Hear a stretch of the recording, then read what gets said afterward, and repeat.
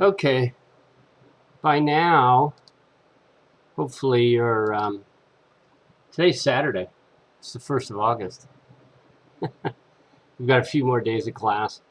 Hopefully by this time you are pretty caught up. Remember, everything is due on the 4th by midnight.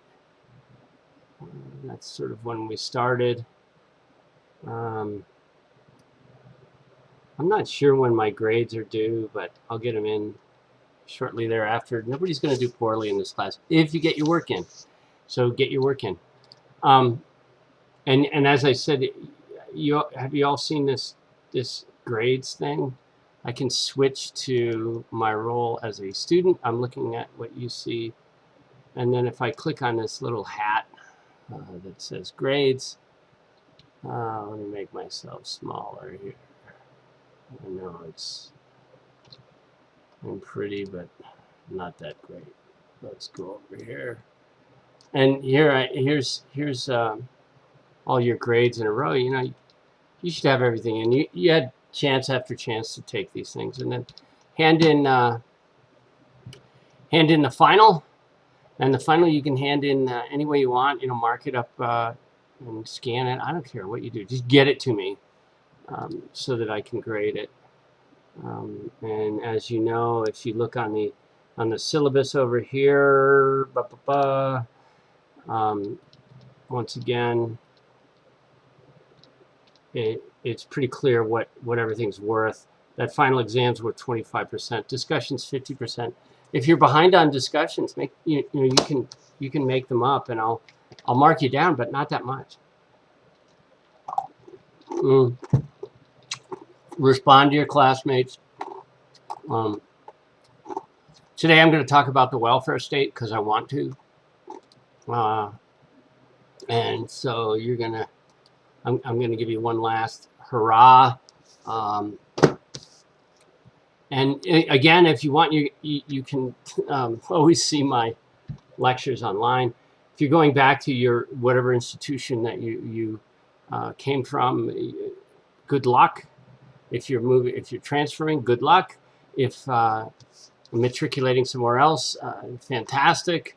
Like I said, I'll make sure that you leave here with a decent grade. Some of you I know what you're doing, some of you I don't. But I must say that I enjoyed all of your responses.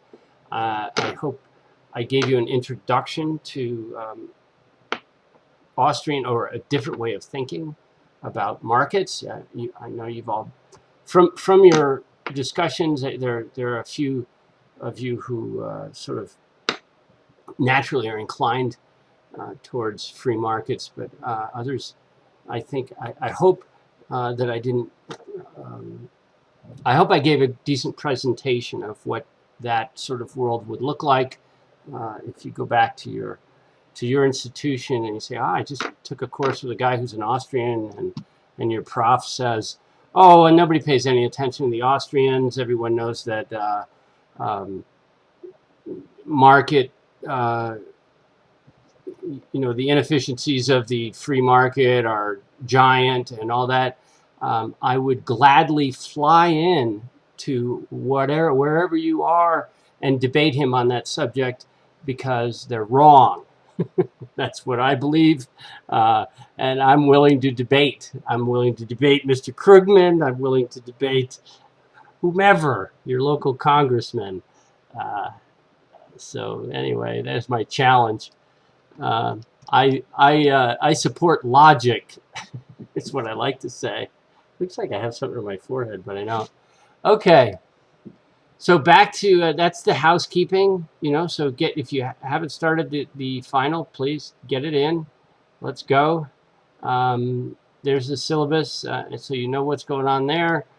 You've got a few other things to do here. I left out 19 and 20, factor markets and distribution of income, uncertainty, risk, and private information are the two last chapters there. There'll be some questions on the final about those, but there are some questions on the final about those, but I didn't require you to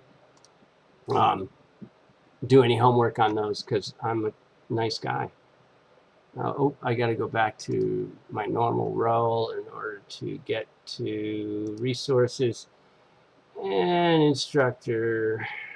I don't know. It's so interesting to me that they give you instructor resources like I'm supposed to be. These should be available to everyone. It's silly. Uh, like I,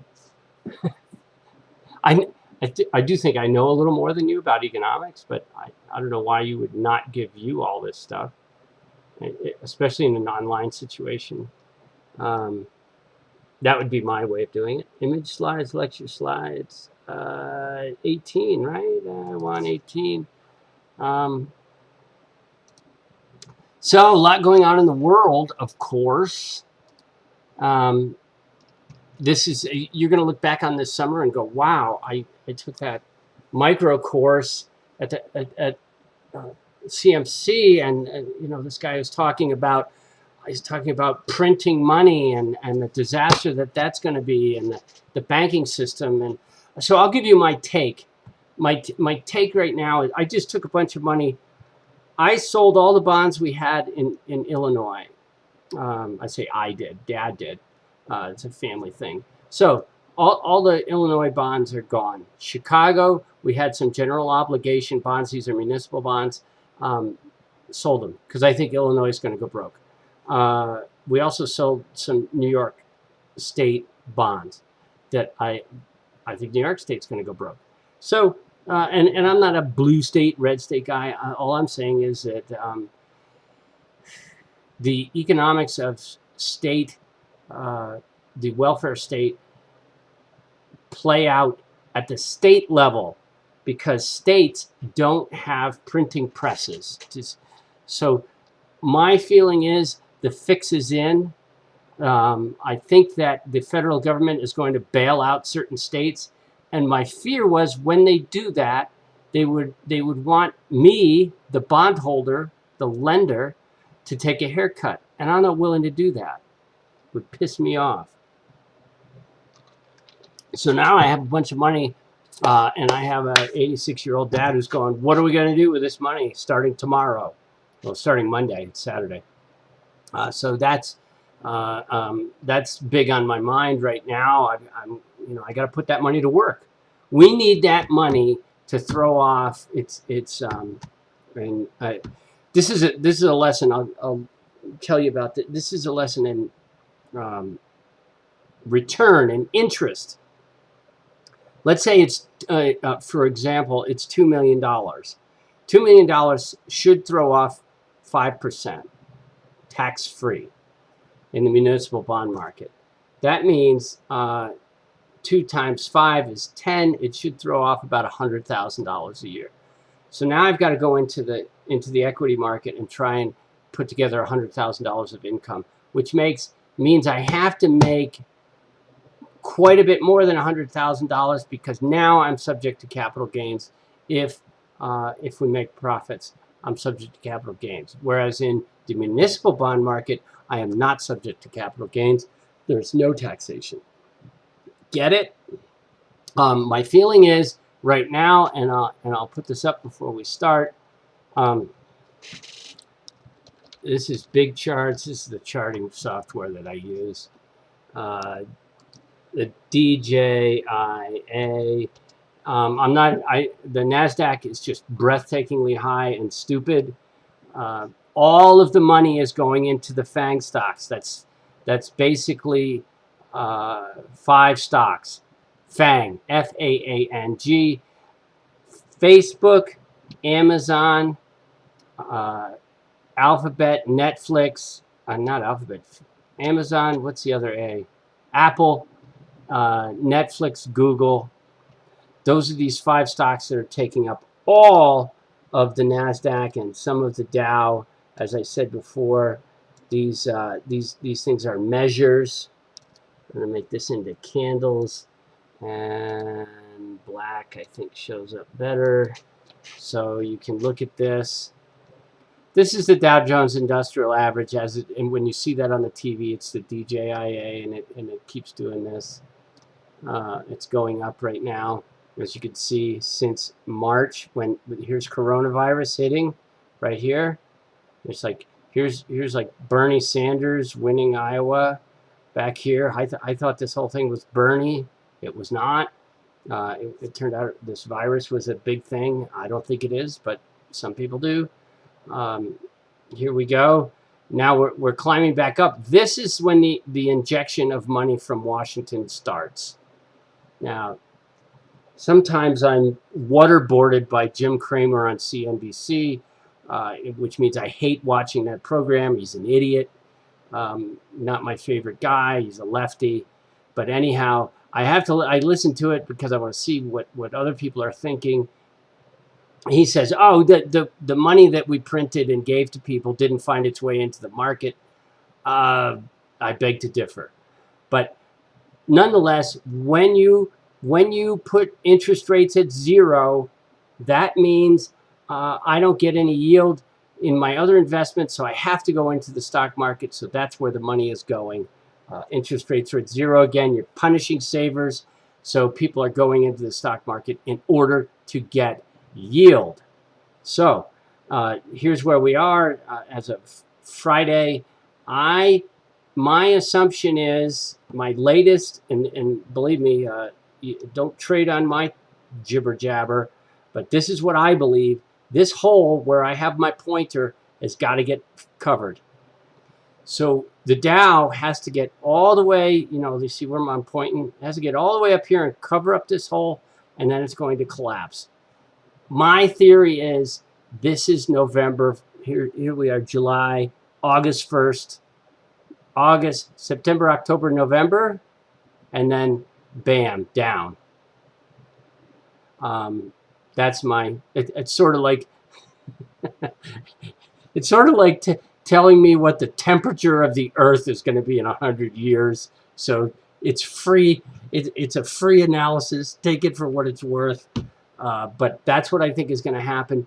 So what we are going to do is I'm going to ride this equity market up to the top until it closes this gap, and then I'm going to go to cash again, and with a lot more cash, and then I'm going to go into the gold miners. I think gold is going to collapse when this starts rising again.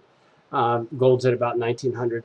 Gold's going to double, in my opinion. And again, don't trade on my shit. Do your own analysis, or get a CFA to talk to you about that. But I like tangible assets. I like gold. I like real estate. I like artwork, something like that. But so this. And what I believe as a macroeconomist is that when you print too much money, you're going to have trouble. Just because we are the reserve currency doesn't mean that eventually there has to be some sort of inflation. And remember, this is inflation. If you want it, this is one chart of what's happening. The other chart that's very important is price per earnings. And those of you who have taken accounting and are business students, this will be a familiar chart to you. Maybe this is price per earnings. And price per earnings measures earnings per share, EPS, and prices of the entire S&P 500, right? So here we are at 30 times earnings is what the entire stock market is trading at. This is Black Tuesday. You'll see this is 1929. This was the run up to the Roaring 20s, they called it, before the Great Depression, or the so-called Great Depression created by government. So there you go. And this is how far it went down again, back to basically like 8, so anyhow, here if you look here, this is 1967 or so. We've got the Vietnam War, and in 1973 went off the gold standard, and the dollar devalued by almost 2/3, and down it went, and we were in this was just a continual recession. My dad joined the New York Stock Exchange here, and joined it was a club back then, and and he a good chunk of his career was during this. Then, of course, in 1980, here's Reagan, right? He let interest rates go. Well, Volcker did. Let interest rates go to 20%. We had this run up. And then Black Monday was 1987. And that was this crazy day. It went down like this. This here is the dot-com bubble. If someone did a PE ratio of just the FANG stocks, it would be somewhere up here. See where my pointer is? All the way up here. Because as you know, Amazon's trading at 167 times earnings or something like that. That's absurd. That's what we call a mania. Tesla is a mania. The company's not worth that. No investor, no value investor would ever touch a stock like that.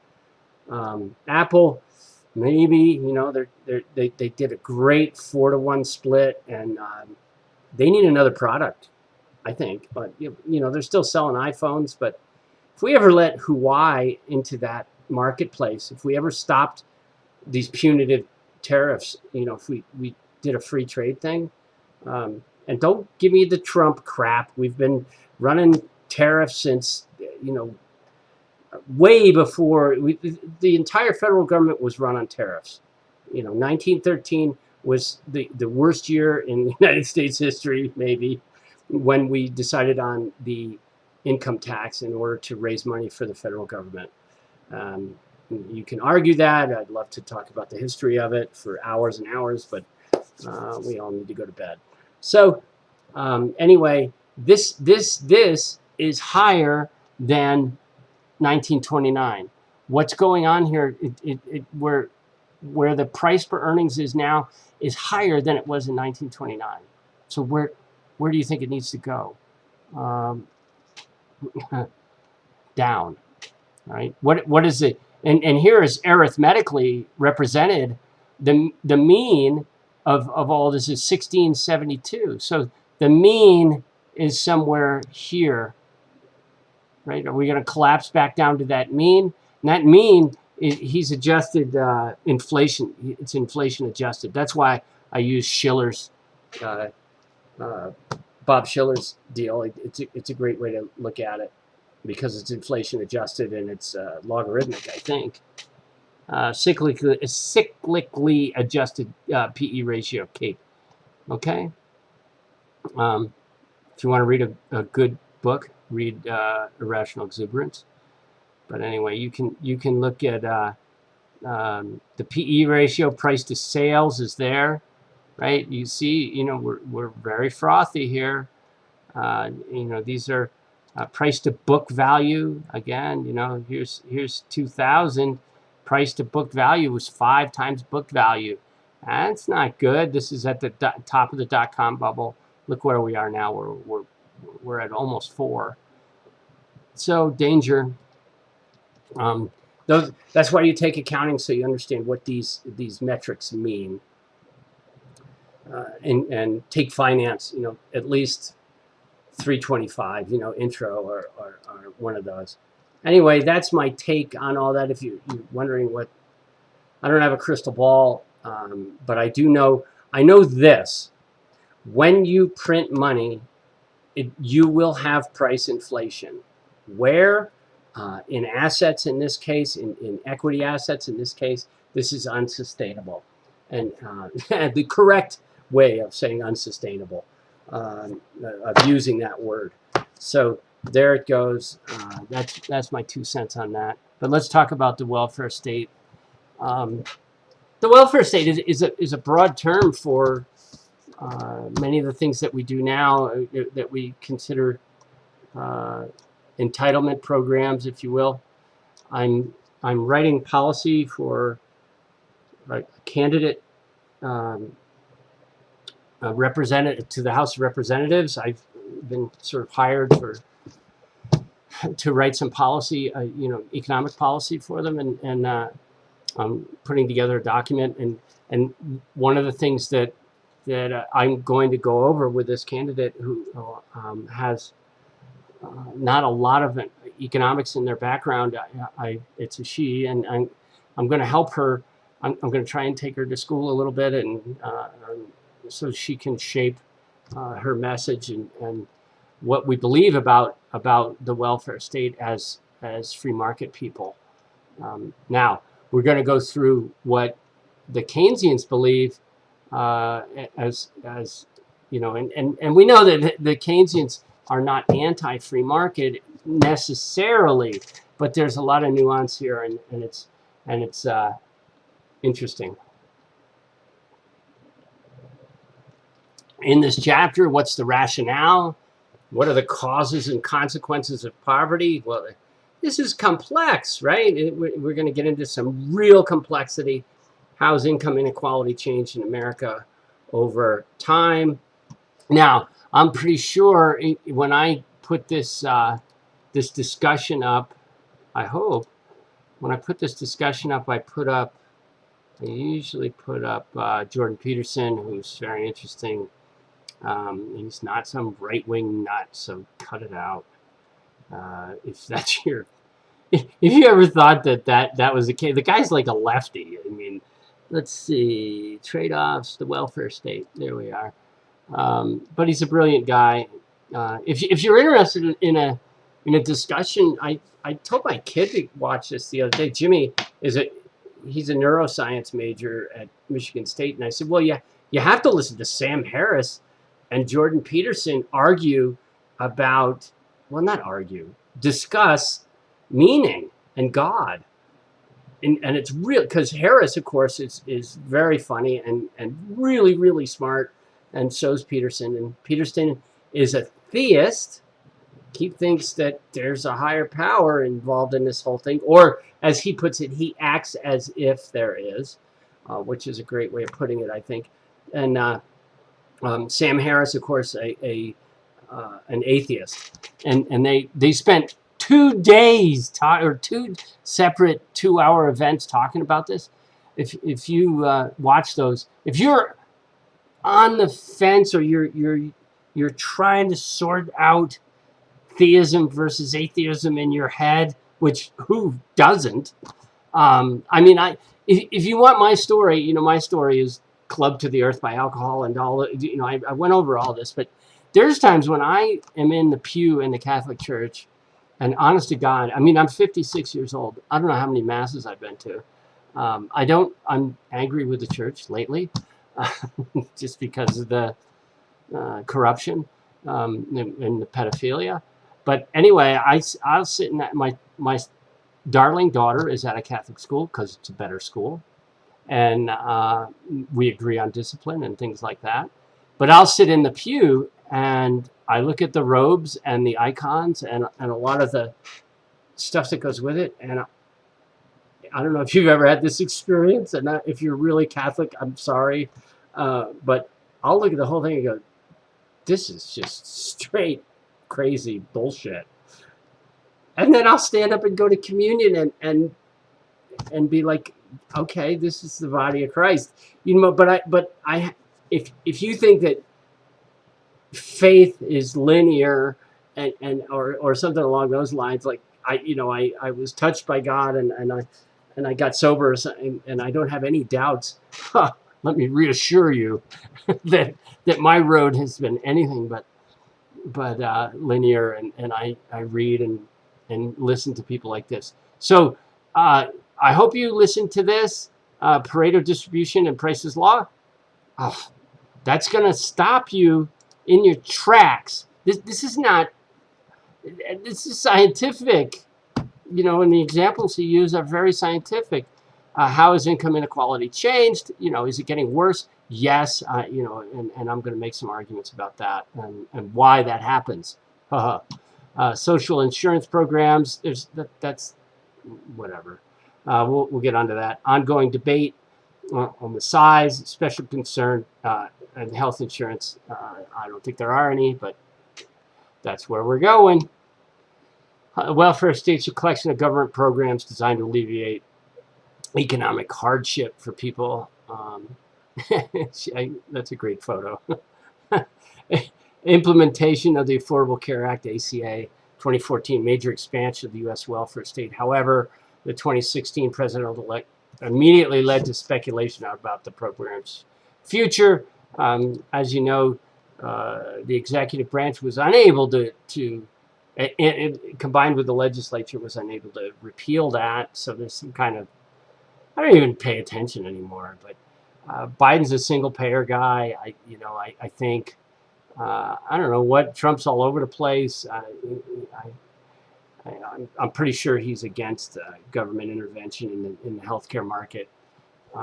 If you want both sides of that story, go to Mises.org and punch in healthcare, and you'll get a great article on the other side of that question. If you think that healthcare is a right, you and I disagree about the Constitution. You and I disagree about natural rights. What you're talking about is positivism. In other words, the king or the legislature or whoever has the guns decides that that is a right. So that means that if I'm a doctor and you decide that it's your right to health care, I have to work on you. And I'm not down with that. I don't. It's the old adage is there's a philosophical problem with that, and it has to do with individualism and force and the libertarian idea. So you're saying that if my son becomes a doctor and O.J. Simpson walks in, a clearly a murderer, and says I have a right to health care, he can't go, you know what, F you, I'm not working on you. But I know that's hyperbole, and it'll never happen. But rights are rights, and not rights are not rights. You don't have the right to a commodity like healthcare. So discuss this with the partner. If the government imposes a modest tax on the very rich and gives the money to the very poor, what is the harm to the rich? What is the benefit to the poor? Does the benefit outweigh the harm? Would you recommend modest transfers from rich to poor? Of course, you know where I stand. That's force. You can give me all of the Rawlsian theory that you want. The problem with Rawls is that the use of force. If I want to give to the poor, again, if we make taxation voluntary, then it's nothing more than charity. So.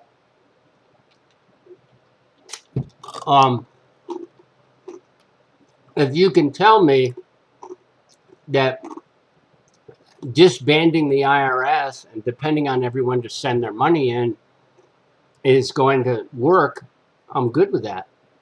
But most people care about their family more than they care about this type of thing. And the other part of this is there's many of us believe, as I do, that my system would work better and did work better until the government got involved.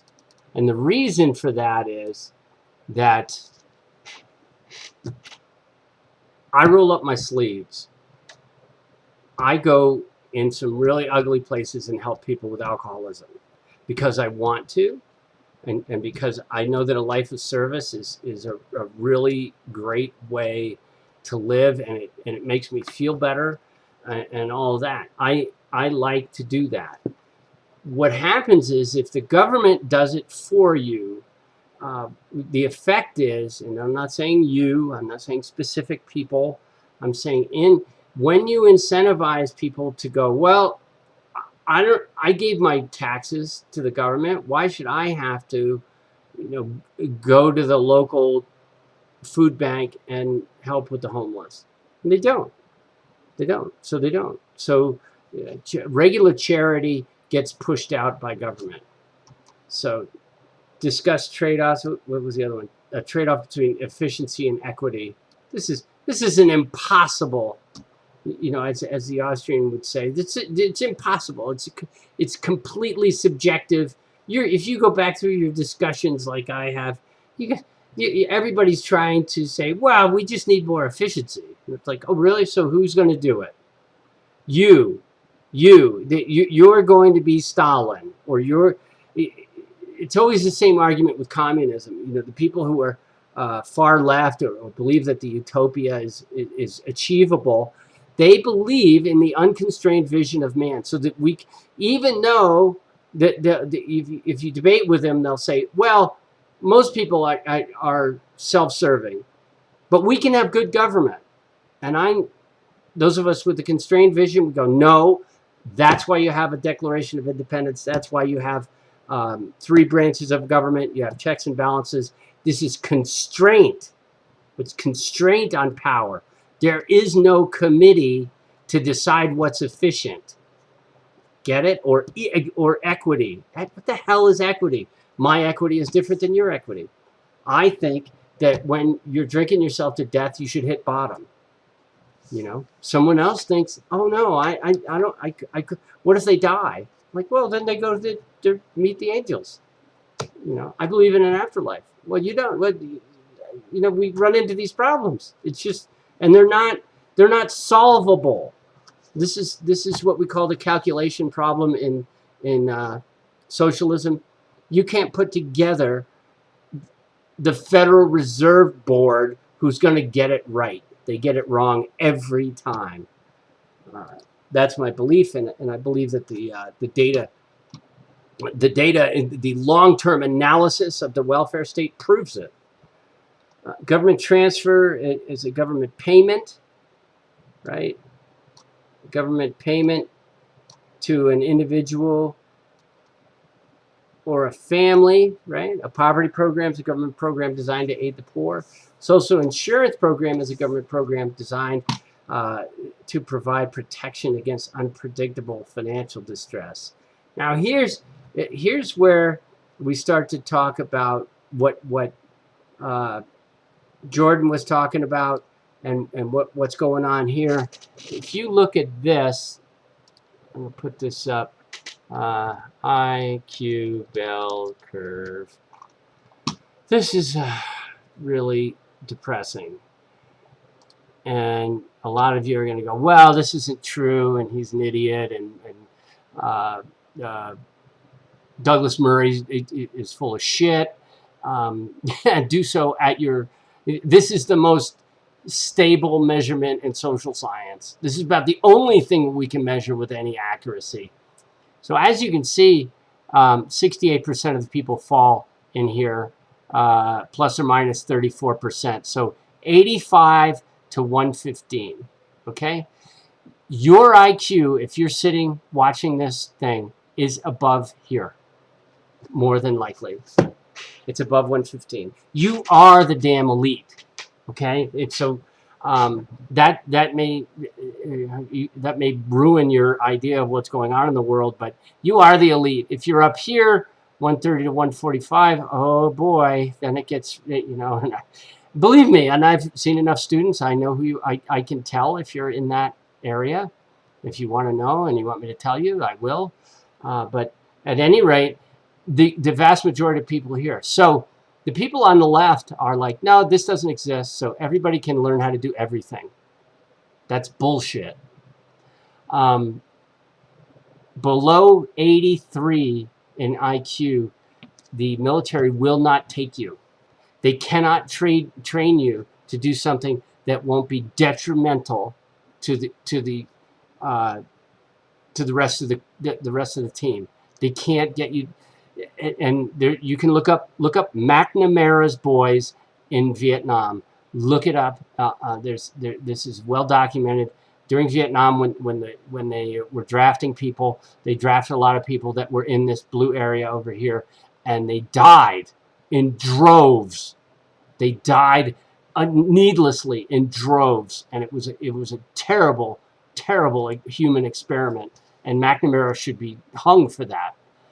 But anyway, now the problem is here, and this is the Matthew principle at work.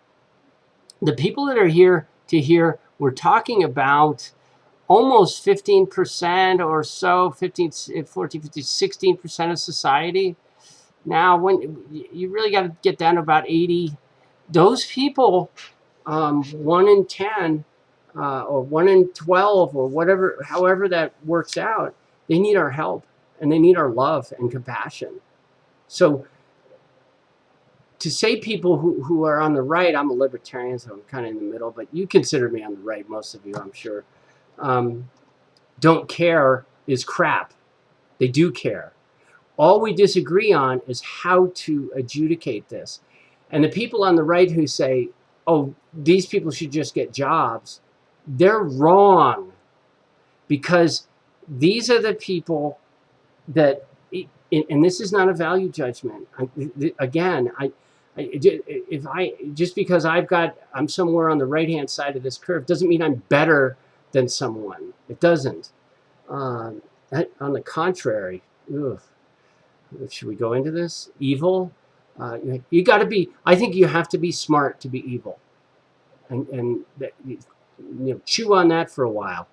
But this section of the bell curve needs our compassion and our love, and we've got to make sure that we find them something to do that gives them fulfillment. Now, how do we do that? How do we parse that? It's not easy, and that's what we're trying to get at here. Because the problem is, once you start stealing, once you start transfer payments, starts shoveling money from the top to the bottom, it just goes back up again, as Peterson was talking about. And this is well documented. It's not. It's easy to watch. So what my idea, of course, and what most conservatives or libertarians believe is, no, what you do is you allow a robust charity system to work, and people will roll up their sleeves and help the 10 or 12% of the people who are on that level. There's always a situation where I'm in it all the time in the kitchen where I work, where the chef or someone will come in and go, I can't hire, I can't stand this guy or girl or woman. I have to train them once a week. And I look at them and I say, really? Maybe that's what God wants you to do, is train that person once a week. Because they're not going to, these are generally people who haven't seen a bell curve and don't understand what I just told you. So they think that if they train somebody once, they ought to be able to get it over and over again. I trained them a month ago. They ought to be able to know how to wash the dishes. No, wrong. You're gifted. Remember that. So have some love in your heart and retrain them and love them. And that's how to really take care of, that's what the real compassion is. The welfare state allowing a bureaucracy to do it, it's been a disaster. It just hasn't worked at all. Now, don't get me wrong, WIC is a good program. Food stamps are a good program. There's certain programs that give directly, and they're so we can go over specific. If you're a poli-sci major, I know we have a poli-sci major. It's probably she's throwing stuff or her screen, but if there's specific policies that you want to argue the efficacy of, which, believe me, I'm going to be doing if my candidate gets elected, which is likely. We can parse those one by one. You want to talk about the Farm Bill? I did 3 hours on the Farm Bill today, listening to C-SPAN, debates on the Farm Bill. The Farm Bill is WIC. It is. That's where the food stamps come from in the Farm Bill. We adjudicate the Farm Bill. The last one was 2018. It's every 4 to 6 years. But there's riders and things that go on it. This is the political process. So the problem of poverty, and this is the poverty threshold, is the annual income below which a family is officially considered poor. Who considers them poor? This is where I send you to Thomas Sowell. Thomas Sowell of this basic economics book. Thomas Sowell, who's my mentor, one of them. He doesn't know it though. But these are arbitrary designations. This is a made-up thing, and we don't know. It's sort of, if it's up to the individual, if it's up to me, who's at the poverty level, I'll know it when I see it, right? I know when someone needs my help, so I go and I help them. I also know when they don't need my help. They need me. We have. I occasionally go to Al-Anon, because I have other alcoholics in my life, and Al-Anon is very specific about help. Help is a 4-letter word, they say, right? So be careful who and how you're helping. Why? So why is it better adjudicated at an individual level? Because each one of us can take our own counsel on how and when to help, right? A bureaucracy, by in and of itself, the inefficiency is baked into the pie. So you're here for the most recent data report. Yeah, where U.S. poverty rate, official poverty rate. What the hell is that? I don't know. It's the percentage of the population with income below the poverty threshold. Now, this doesn't tell you what that poverty threshold is. I don't know. Often arguing for the minimum wage it's one of these things. Very few people make the minimum wage. Research the minimum wages if you'd like, but $15 is a living wage. I don't know. It was for me in college. I made a lot less than that.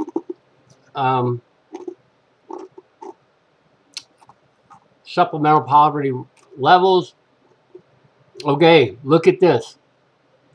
This is Krugman. This is Krugman talking. You didn't finish college. You lack English. So this is for my friend Tally Vega and Myra. They're both in the shadows. Their kids were students of mine, and I love them to death. And Tally and I were in the shop up at the Roaring Fork Club, and his English is as bad as my Spanish. And my Spanish is pretty good, it's like right here, but I can't bust through the glass, the Spanish ceiling. And that when I would have to sit with him, and we had to do performance reviews every year, and I would sit with a lot of the Mexican guys and go, you're me without the only thing you lack is English proficiency. That's it.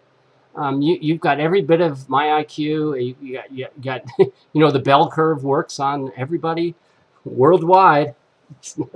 It doesn't care. Non-white, non-male. There's reasons for this, and if you you want to go to Lowry on this, and if you're a woman, and we didn't talk that much about the wage gap for women. I think I alluded to some of it. A lot of it has to do with having children and the things that go with that. And then there's bad luck. What the hell? How do you put that in there? But it's true. Bad luck is bad luck. Shit happens. Life can be brutal. Like me, you got alcoholism, or you're sarcoidosis or something, and it's bad. Income inequality. Now we get into this. I didn't put Piketty's book up. It's here somewhere. No, I didn't put it up here. Piketty's book is the one you want to read, but make sure a lot of what Piketty put up there in the way of statistics like these were grossly wrong in my way of thinking. But anyway, mean household income. This is the problem. When you see household, run away. Household is a bullshit measurement, because what's a household? It turns out when you look at the quintiles and you look at you must look at individuals, because a household could mean 4 people. It could mean 2 people. It could mean 1 person. Okay? So when they start to parse stats this way, be careful with statistics. They're screwing around with you. For someone like Dr. Wells and Dr. Krugman to use a mean household income, it immediately tells me that what they're trying to do is a fraud. It just, I don't even pay any attention to it. So back to those. So at any rate, they're saying, what do we got? The bottom quintile income range 22.8, average income 12.457, income of household lying at the exact middle of the income distribution. So that's the average. But this does not, this is the Census Bureau, this also does not take into account transfer payments. So these numbers are vastly different when you start talking about transfer payments. Also, this is where you have to, you must read Tom Sowell. Tom Sowell books. These are all great books. Discrimination and Disparities. This is not a long book, but it's packed with facts. You know, Tom was the one that years and years ago taught me about the households thing, and you know, because you know, when you start off in your education, you have sort of a pedestrian view of what climate change or what the arguments are. Then you start digging, right? And when you start digging, you need to read everything you can get your hands on. Both, you've got to read Piketty and read it, and then read the rebuttal, and then read Sowell, and then read the rebuttal, and then see what you come to believe.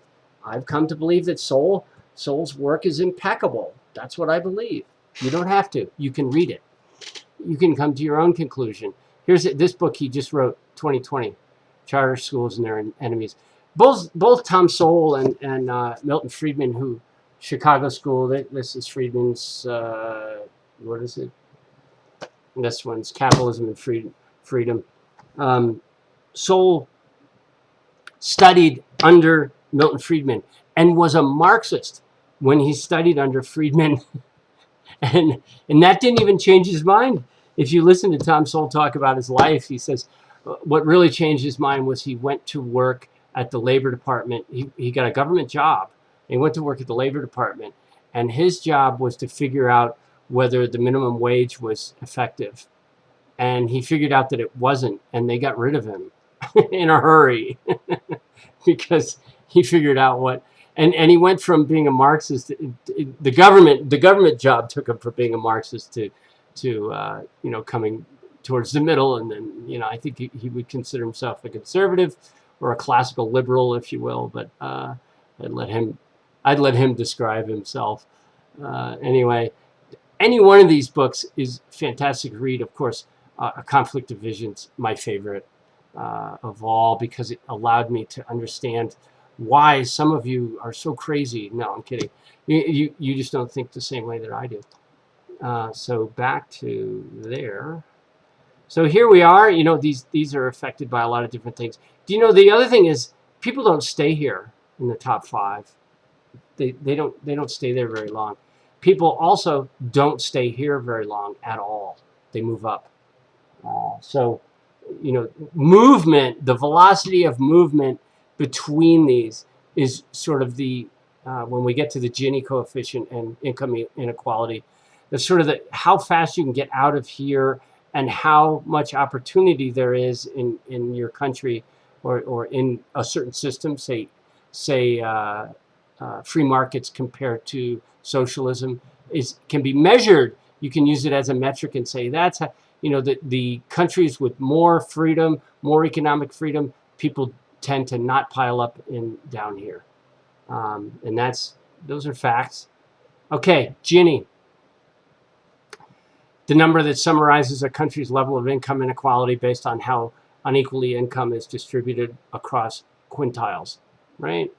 Higher coefficient equals less equal. Okay, so we're at 0.40, whatever. South Africa is doing badly in certain parts. Now, this could mean people are equally poor, but we know that the Nordic countries are supposedly the socialist utopias. Let them tell you that story, because that's just straight crap. They are more have freer markets that we have in the United States, and that's why they do well. But there's some out here of former Soviet bloc countries that do pretty well because they opened up their markets. So the idea of what is between the constrained and unconstrained vision is just going to into an election cycle like this and say, well, everybody on the right hates the poor. That's really simplistic. Most people love and this is a fact. It's been studied. I'm on the, and I'm not bragging. I'm involved in my community. I'm on the board at the church. I'm on the board at the school. I do all this stuff with the recovery community. I'm on the board at the mental hospital. Right? Where do I get time for all this? Well, Kelly's about had it with me at this point. But I do these things because I care, because I love people. I'm also a libertarian. How can that happen, right? Don't you have to, be a Bernie person to love people? Well, it turns out that's not true. If you go, I noticed this years and years ago, and it turns out it's true when you look at the boards of churches and schools and things like that. There's a lot of right-leaning people. Now they're not, all MAGA hat Trump supporters, but they tend to be more conservative. I'm sorry, it's a fact. The people on the left tend to think about bigger things, and they want to change the world, and they're, that unconstrained vision. It's psychological. Take psych, you'll figure it out. But at any rate, those of us who are in the trenches, we know the secret. We know the secret of that if you get people into the trenches, good things happen. We care about the poor. So most people that I serve on these boards would agree with me that open markets is the best way to adjudicate the problem of poverty. And nothing could be truer. Read Steven Pinker's book. Read it. People are coming out of poverty in places like here at an incredible rate because of free markets. Not because the ones that are mired in grinding poverty, it's because their governments are usually socialist or totalitarian. And I mean, I think I wrote in a few comments about Mexico. Mexico, people don't come here because Mexico is that goddamn star-spangled good. There's a problem. Mexico is sitting on possibly more known natural resources than Venezuela and Saudi Arabia, and Pemex can't get it out of the ground and sell it. And why? Because there's no property rights. They won't allow private industry into Mexico to do anything. If we stop, and this is an American thing, if we stop the drug war today, if we legalize drugs and quit it with our stupidity, people are dying. And then we quit the welfare state, we could just open the borders. But why would you come to the United States if Mexico was free?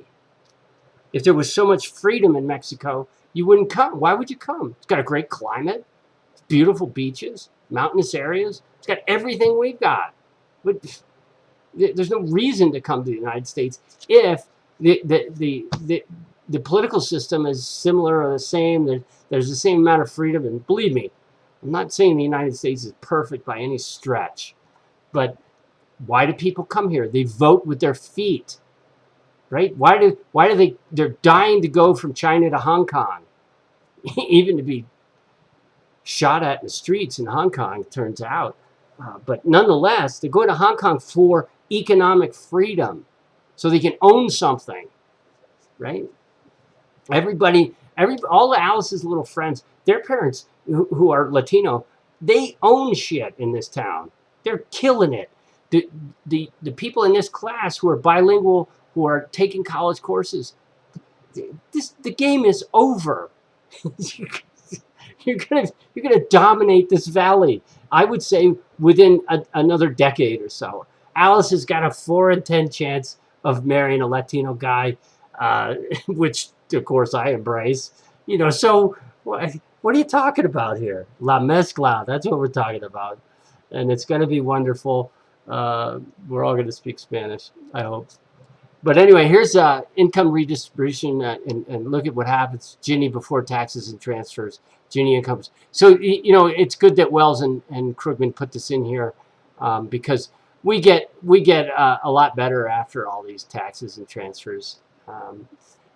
Is that the right thing? Well, what he's trying to show is that, yes, we should do this because we need all these taxes and transfers. My problem with this, of course, is that I'm going to say, oh, wait a minute. Stealing isn't a good idea. The Gini coefficient would be here if you didn't allow for corporate welfare and all the other bullshit stuff that goes on. And if you really had free markets, I'll bet you our Gini coefficient would be something like 22. So, and I can prove that empirically, or at least extrapolated it empirically. So again, the constrained versus unconstrained vision is, I believe that free markets are the best way to pull people out of poverty. Krugman and Wells believe that no transfer payments are the way to do it. Good government is the way to do it. We disagree. Economics in action.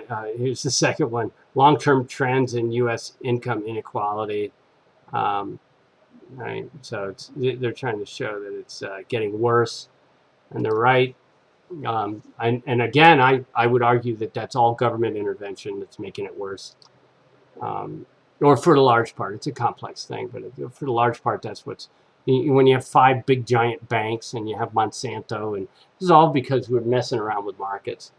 The richest 10% of Americans, how much of a share of income.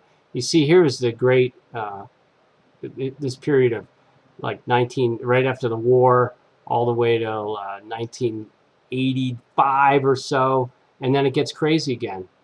Well, why? I would say that this is the securitization of America. This is where we come unglued from the gold standard, and government gets way out of control. So there you have it. That's what I think. Great compression. That's what they call this section, the Great Compression. Here's the answer. Period around World War II, when U.S. income and income was greatly reduced. Follow wage and price controls.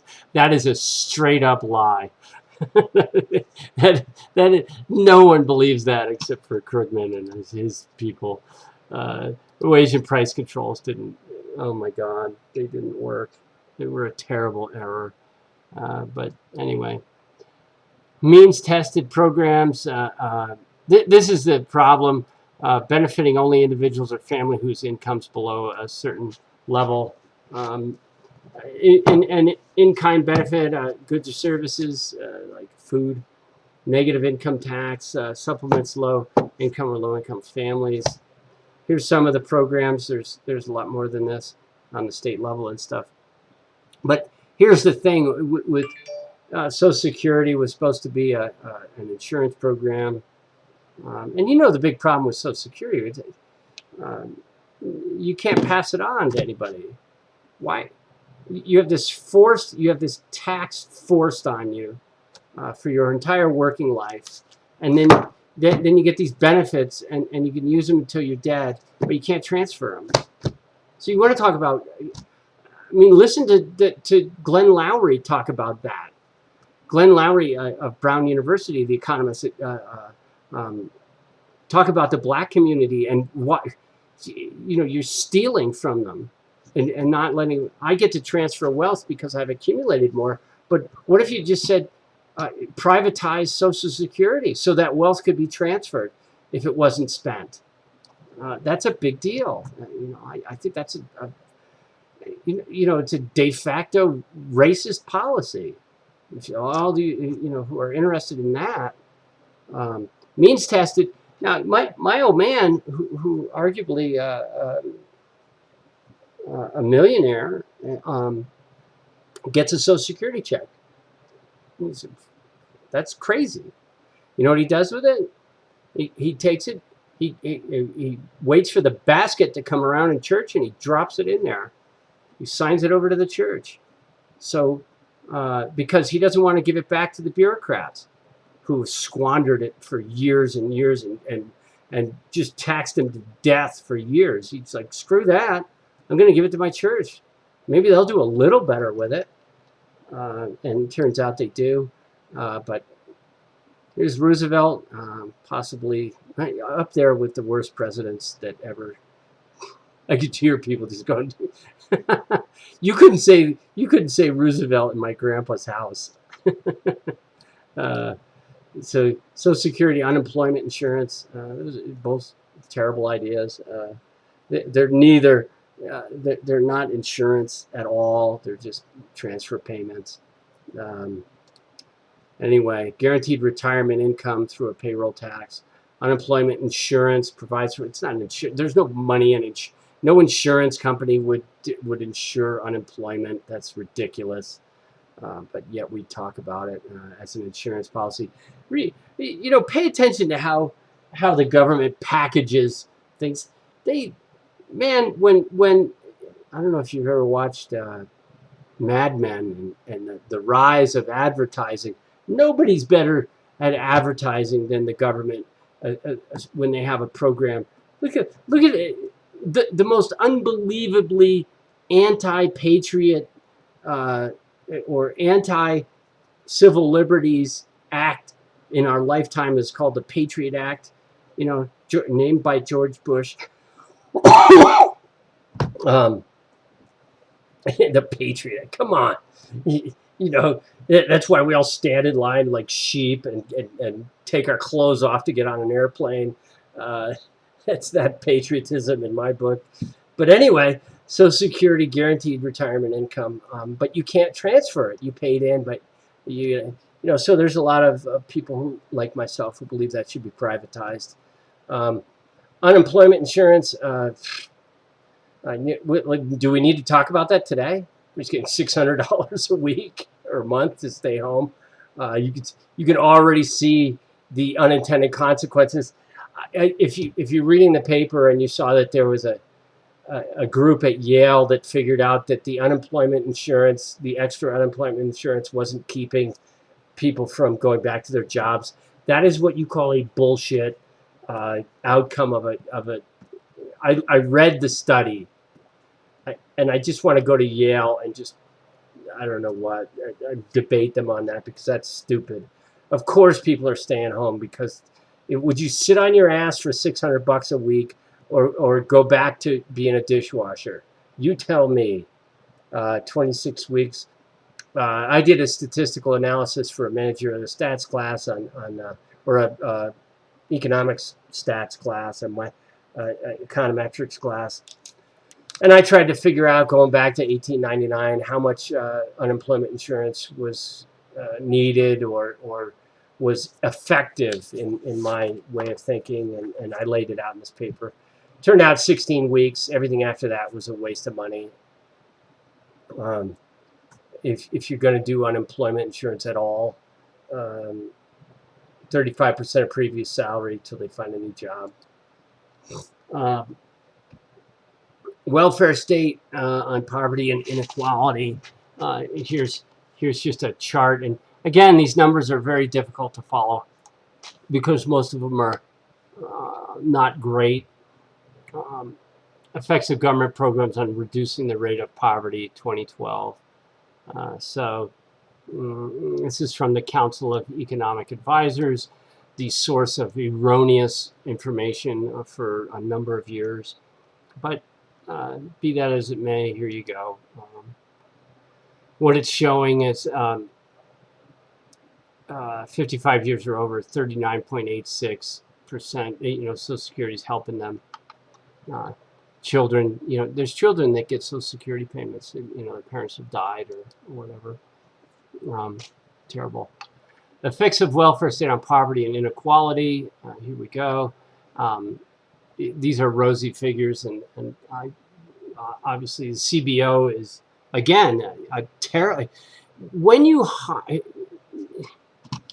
the Congressional Budget Office claims that they are a nonpartisan deal and all of this, but they are interested in keeping people in office the same way that politicians are interested in being in office.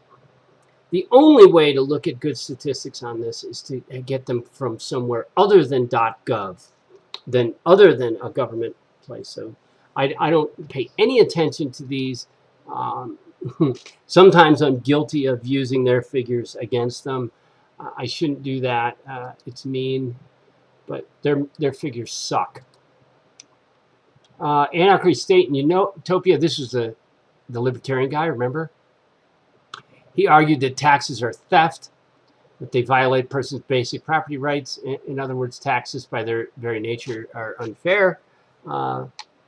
This slide is a new one because he actually wants to talk about Nozick and destroy that argument with Rawls, and that's somewhat what I put out there for you for your final discussion. I happen to Nozick. I happen to agree with Nozick, even though I'm not a fan of his. I didn't read this book. But at any rate, it is theft. Plain and simple. I've not had anyone debate me on that and budge me from that thought. Theft is theft.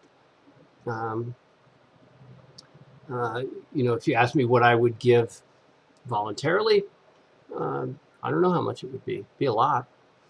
We already give a lot voluntarily. Economics in action, welfare state programs, and poverty rates in the Great Recession.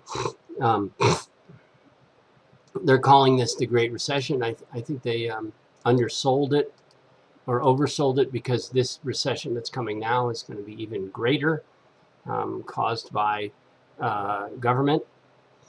Remember where you heard it. When you print money, you're going to get this awful business cycle. And if you take macro from me, I'll flesh this out for you. Poverty rose much faster in the Great Depression than in the Great Recession. Why? Well, he's saying that all these government anti-poverty programs protected the poor. He ignores the fact that standards of living are much, much higher now due to capitalism, due to free markets. The growth in, the ability of people to withstand this kind of a shock are much higher. The argument that free markets lift all boats, and they have a lot higher place to come down from. And again, the poverty rate. What the hell's the poverty rate? It's arbitrary. It's something they designed in Washington. Economics of healthcare. And this is a new one. I've been working out of this book for a couple of editions, and Krugman is big on this. And you can read his writing in the New York Times too, and go back over his writing and then compare it to free market people like myself, who are going to talk about this in a different way. 2014, U.S. healthcare expenses were $9,000. Who actually foot the bill? Private insurance takes up 35%. It's hard to call this insurance anymore. It's not really. It's just a sort of even private insurance is not real insurance anymore. Real insurance wouldn't insure all of this crap. Private health insurance. Each member of a large pool of individuals pays a fixed amount annually to a private company that pays to pay most of the medical expenses of the pool's members. If healthcare is totally voluntary, the healthiest won't choose to buy it, creating an affordability problem. So this is where, right? If you're under 25, I need you to pay into this thing to pay for my, my medical bills. Does that sound fair? No, it's not fair. Um, but for the way this is structured, I would not have insurance. I usually spend about $28,000 a year on my health. That's what it's been running. I usually get a surgery a year. I've got this ongoing autoimmune thing. I can handle it. I'll pay cash, but I have to go out and get health insurance. Why? Catastrophic. The problem is that I'm susceptible to a whole bunch of cancers and things like that. If I catch cancer, like you catch it, I guess, and my end of life costs are huge, I can't have them come and take Kelly's house. Get it? So all I need is a catastrophic. And it used to be that you could go out in the marketplace and buy that insurance. You could you could pay for all your expenses. Like, let's say you were 22 or 25 and you're healthy and you're not having kids yet. You're good, right? And you say, I just want to make sure that I don't bankrupt my parents or people that I love with my end of life kind of thing. If I happen to be one of those poor unfortunate people that get a debilitating disease that's going to kill me, so I can go out in the marketplace. And I remember 1983, I think, my then wife Debbie and we bought Blue Cross Blue Shield, and I think it even paid for like one doctor's office visit or some shit. But it paid emergency room and it paid catastrophic, and it was $1,200 a year, and that was 1983, and that's all we needed. I mean, we were working on a dairy farm together, and if we got hurt, we got hurt. You know, we either toughed it out or she stitched me up a few times. You'll do what you got to do, believe me, if you don't want to go to the emergency room. But that's what's going on. If healthcare is totally voluntary, the healthiest young people, they're not going to go get a $12,000 a year, $1,000 a month health insurance policy, because you're just transferring that payment to me, to a guy who doesn't need it. Again, there's no means testing. There's no. So I'm the one who's stealing from you, and I'm sitting in a 5,000 square foot house. Does that make sense to you? No, that's not how insurance works. A private health insurance, a real private health insurer wouldn't do that. What they would do, I get my health insurance from a company called Sodexo. They have 400,000 employees around the world. It's a French company. We do catering. That's the reason I do the books over at the kitchen. I get my health insurance. It's fantastic health insurance. It's like Cadillac. Why? Because it's a huge group. The pool is really big. That's why the UAW's got great health insurance. They get an exemption from the ACA or Obamacare, whatever you want to call it. Those are written into the law. Go figure. The unions get a special deal. Just look through that law. It's despicable. Anyway, Edenville, here's the learn by doing. 100 people decide to provide health care for all, Each person will pay the same premium initially. Everyone in Edenville endorses the plan, willingly pays. 20% never gets sick. 40% get sick occasionally. Last 40 get sick often. Initially, no one in Edenville knows his or her category. How much money will Edenville need to collect total in person? And you can go through this. It's pretty simple. Look it up online. Here they are, the answers. 2,200 person, 2,750. Yeah. If only 40 sick people are left in the program, 5,000. Right? How interesting. That's just a little lesson in how risk pools work. Again, I'll give you a plug for Bernstein's book, Against the Gods. Lighting issue there. This is about risk, and insurance is about risk. You know, you got to read about risk and everything. If you're a business student, you need to know about risk. Employment-based health insurance companies provide to their employees. So, you know, there's an advantage to working for a big company. And I just told it to you, you know, you got 400 employees around the world.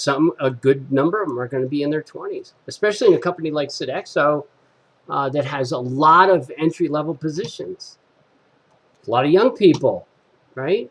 Rather than a selected group of people who want insurance because they expect to pay high medical bills. You know, I went there. I keep that job specifically to get the insurance. What's that? It's a game that I'm playing, right? And I got my whole family on it. It's great insurance. So government health insurance sucks. Number of Americans covered by health insurance 2015 in millions. These numbers are sketchy, but they're, I don't know. Again, U.S. Census Bureau, be careful. 214 million uninsured not covered, something like 29 million. This number is going to explode. I mean, it's just going to get bigger and bigger. I imagine we'll have single payer before long, which means, and I told my son this, your job is going to be a government job. It's going to suck. You're going to go through all this school and everything, and it's you're going to be a government worker unless you can figure a way how to get around it. You know, black market for healthcare is already out there. Concierge doctors already exist. My father, like, again, here's how the wealthy do it, and this is very common. They get Medicare, right? So he gets Medicare insurance, and then he buys a supplemental insurance policy because he wants the best, and Medicare is shitty. And then he goes out and he pays, I think, $4,000 a year to a concierge doctor that gets him around the FDA. The concierge doctor, all they do is dispense drugs. And trust me, when you're 56 like I am, I don't need, all I need is a pharmacy with the drugs in it. The problem is the FDA is in the middle, and they force me to go to a doctor. So I start having problems with my lungs. I go, okay, I need some prednisone. I'm not close enough to Mexico to go down and get it, and they won't ship it across borders. It's illegal.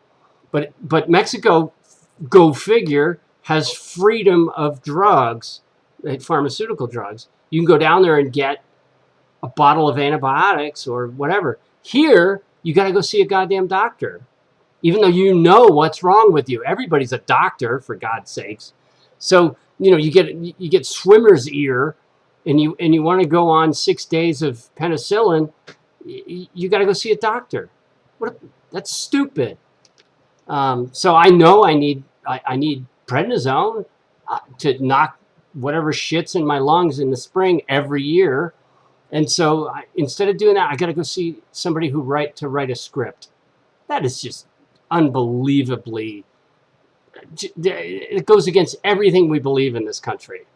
The FDA has killed more people than any other of the terrible agencies that we've created that are above the law, by the way.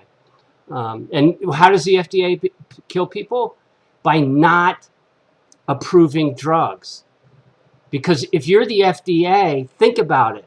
You're terrified that you're going to make a mistake and approve a drug that kills people. So what's your default position is to not approve the drug. So what are we doing right now with COVID? Everything about COVID is, oh, we're going to fast track it. What does that mean? It means that the FDA is going to just not get in the way of a vaccination. And all these people are lined up to take the vaccination. Could they die? Yeah, they could die. But they're willing to do it. Don't get me going on the FDA. It's the most corrupt and terrible agency ever invented, ever. Stupid. Dumb.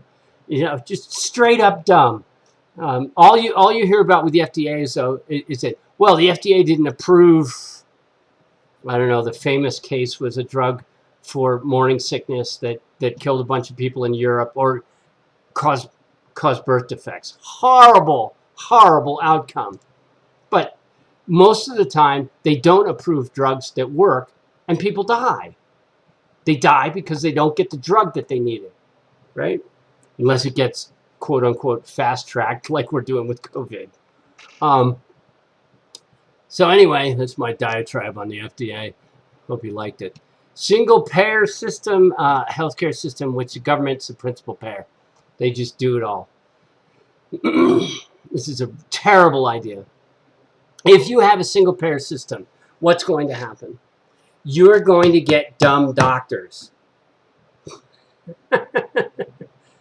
Because there will no longer be any incentive for people to go through medical school and get all the stupid licensures that you need to be a doctor. So they'll have to dumb it down. They already are. They already are. It's easier to become a doctor now than it's ever been. And it's going to get easier because there's going to be a shortage of doctors. Why? Because it's not a way to get to the upper classes. I mean, you just go back over, look at the movies. My Son the Doctor, you know, it's like, it's a big deal to become a doctor. And it was a meal ticket.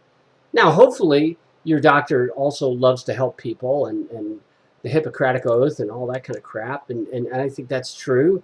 I think my son really cares because God knows I'm telling him, don't do it. But neither here nor there. Washed up doctors make great business people. But anyway, you go to the single payer, what you end up is with a shortage. It's just it's rent control. It's minimum wage. It's the same thing. Supply and demand, right?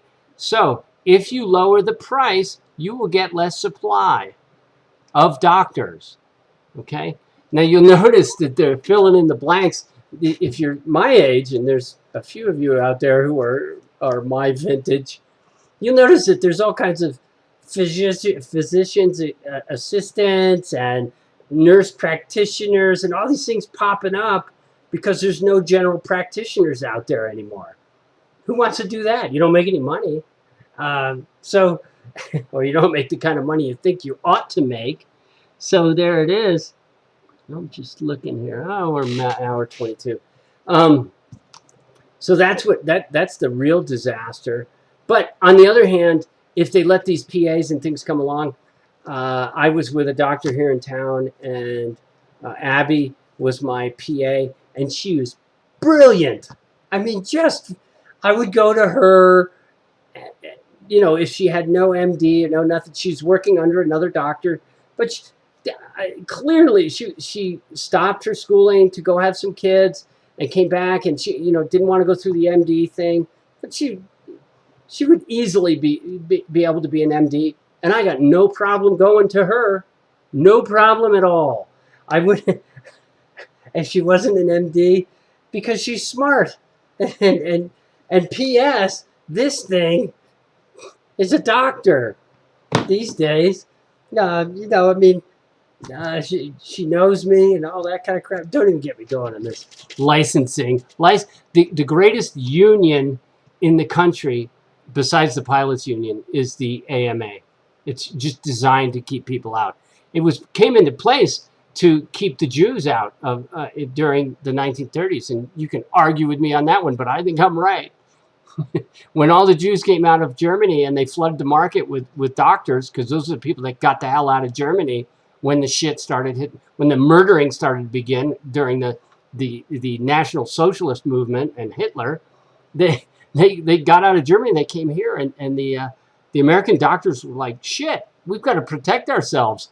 So they made tests and licenses and all kinds of crap, and they remain today. Look it up.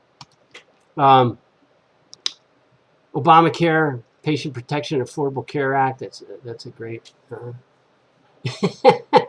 Again, there's Madison Avenue. I think this did neither, but that's my opinion. You're lying. Romney Care, Massachusetts. You know, Romney, he had a problem. He had a problem with if you were a conservative and you liked Mitt Romney, came in with this. Massachusetts had Romney Care before Obamacare, and they kind of used it as a model. Buy health. You have to buy health. Thou shalt have health insurance. Buy this gun. See, boom. You got to have health insurance. Well, you're sitting there going, why the hell? Why should I pay for Professor Cleaver? Why? And I agree with you. You shouldn't. You shouldn't have to. The premise was the current U.S. medical system has skewed incentives that waste resources, and you were going to help by making it a government operation. Right. That's absurd. U.S. healthcare spending as percentage of GDP. And read on Mises about healthcare if you'd like. But I'm going to tell you something. When you get really rich, you do all sorts of stuff to stay healthy. And no one ever says this out loud during this debate, but if you debate me, I'm going to say, people pay a lot for healthcare because they want a lot of healthcare. Oh. If people in the Soviet Union had healthcare available cheap, maybe they would have bought more healthcare. Maybe this is all a function of the standard of living going up and people being much more interested in their health. Does that make any sense? So that can explain away some of the costs. Now, I would agree too that it's complex and costs are way out of line. Mostly, I would say, due to government intervention, because once you start setting prices, since 1965 or 64, Lyndon Johnson, read Amity Shlaes, the Great Society, Medicare, Medicaid, when that came in, you started setting prices, right? The government said, this is what this procedure's worth. Once you started doing that, of course, prices skyrocket. Medicaid helped support budget crisis, resulted in a natural experiment in Oregon. Those lucky enough to receive Medicaid through the lottery benefited in many ways. 40% were less likely to need to borrow money to skip bills. So this is Krugman and Wells saying, well, you see, this worked. And, a free market person is like, no, without Medicare and Medicaid, they would have had more money and the market would have been normal and they wouldn't have had to resort to charity in order to do this. And there's charity out there too, personal charity. Problems. Should we tax the rich at higher rates by using the ability to pay principle? Yes. Or should we worry more about incentives? Will an extremely progressive tax system make society as a whole poorer and hurt even those whom the system was intended to benefit? This is not easy. If you didn't tax me as much, I go. We were on a fixed income. When you lowered interest rates to zero, and we were managing this portfolio for the family, I walk around. I have a finance student, and we he's paint my house. I think I told you this, and he's very helpful to me. But we walk around, and I go, yeah. First of all, we're selling the place, and not in large part. If interest rates were at 6% and the portfolio threw off a pile of money, maybe I wouldn't be selling. Maybe we would be able to hire a full-time person to live in the cottage and take care of the grounds, and I wouldn't feel like I needed to do it myself. That's one thing. Maybe I would have paved the driveway. That's another thing. Maybe I would have built onto my shop and built a garage. That's another thing. Maybe I would have put a fence around the back pasture. That's another thing. These are all things that I didn't do because I was taxed too high and interest rates were too low, which is a form of taxation. So the idea that incentives don't have anything to do with it is just absurd. You don't get out much.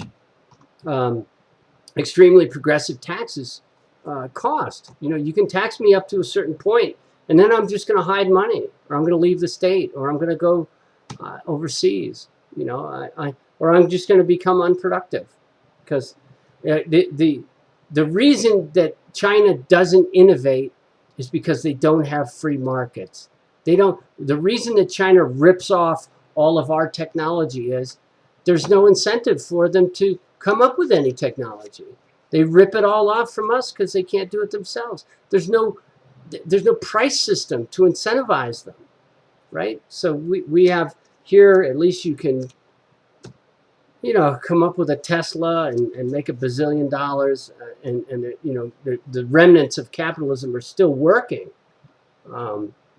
So there's the argument, and the argument on both sides of that can be debated over and over. I think I saw that, Walt Disney's granddaughter's like, tax us more, we're rich. I'm like, well, you can write a check to the government. Just give your money away. Go ahead. I think it's throwing it down a rat hole, but I'd rather, use my money in charitable situations that I choose. I think I'm better at choosing charities than the federal government. Differences in opinions, of course. Economics can't resolve those differences, especially as political polarization has increased. There's not a lot of data that's true, but there it is. I think what Krugman is saying is that you should agree with me, and it's like, well, I think most people are somewhere, hitting the ball down the middle of the fairway, and there's a lot more that we agree about than don't. But anyway, what types of assistance should government give its citizens? I just showed you the bell curve. What do you want to do? That's sort of what I was trying to ask you in your last discussion. What do you want to do? We have to do something. And in some combination of wealth transfers, shoveling money down the hierarchy is necessary. I think I'm not completely against that yet. What would happen if government removed all social safety nets? Anarchy. That's crap. No. Immediately, in my way of thinking, charity would become much more robust if you allowed people to keep their money. You can't just replace one tax with another, like grow the military, and stop the welfare system. That's just crap. There's a lot of people like me. Once I became, libertarian, I was like, what do we got this military for anyway? We don't need a standing army. We don't need all this stuff. And so I would end military spending, but I would privatize Social Security too. So, program that provides health insurance. Here's the questions: 65 and over, that's Medicare. Medicaid is for kids and stuff. Healthcare expenditure per person is about the same in France, Britain, and Canada. Lower, higher, but lower than Britain. The answer, of course, is higher. But skewed. Again, that's a loaded question. That's like a question you'd see on a really bad questionnaire, like why it sort of alludes to the fact that we have a broken system, and it's like, yeah, we have a broken system that 90,000 people from Canada come over every year to get our health care. Britain is a shambles. It's a mess. It is the shittiest healthcare system going. I don't care what Michael Moore says or anybody else. You're full of shit. Nobody runs to France to get their teeth fixed. We do go to Mexico for certain procedures. These are not my teeth. See, aren't they pretty? They're not my teeth. And I paid a lot of money for these teeth. I ground them off, go figure. But they cost like 25 grand. And there was more than one of my Mexican friends who was like, what are you doing, stupid? Go to Mexico, stay in Puerto Vallarta, get your teeth for half the money, and go back. And I was like, oh, God. That was very tempting. And Kelly was totally on board for a vacation. But I really love my dentist. He's in Rifle, and he's a guy from Brooklyn, and I've known him for a long time. And I felt like I felt like a traitor if I went, and got and went. Although I had no problem going to Mexico. Hey, I speak Spanish. I'll go down there, and it's not like brain surgery where you really want to know your doctor.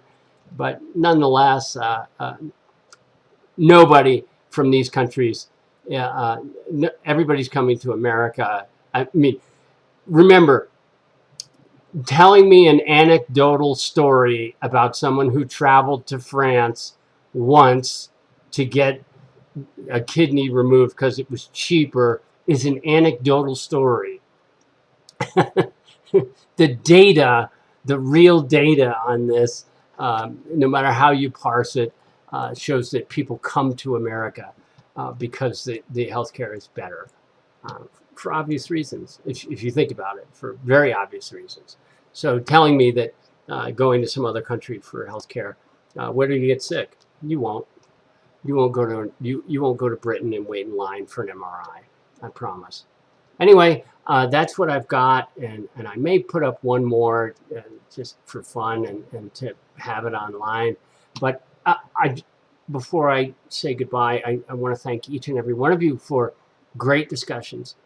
All of you, all agree or disagree. I love the discussions. I hope I touched you at least in some way with the idea of freedom and free markets, and maybe got you to examine some of your positions on things. That's the point here. Heterodoxy is the point. But don't worry about grades. Get your finals in, and I'll get grades up just as soon as I can. All right. So thanks very much for taking the course, and I hope to see you again. And really, reach out to me. I mean, I just got a text from a student from 2017 who's at another college, and he had an ethical issue. And he thought of me. I was very flattered.